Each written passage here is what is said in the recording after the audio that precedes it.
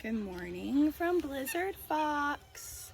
It's been rainy the last couple days, so I haven't been giving him his full deserved cuddles, so we're making up for it this morning. Yes, we're making up for it, huh, buddy? You're slipping. There you go.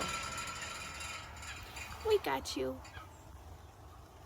We got you. Oh, what a handsome boy. What a handsome boy. Look at him. Look at his little paws. And that handsome face. Yes. A handsome boy. A handsome boy. Oh, look at that big old fox butt. A big old fluffy tail. Oh, what a pretty boy. Yes. Yeah, it's just medicine in my pocket. You don't want none.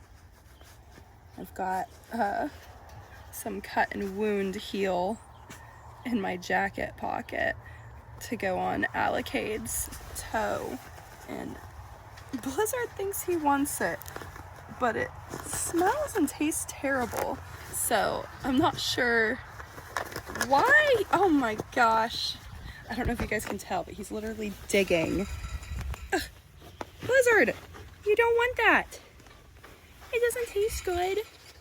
No, it doesn't taste good. Trust me, I got it in my mouth. It does not taste good.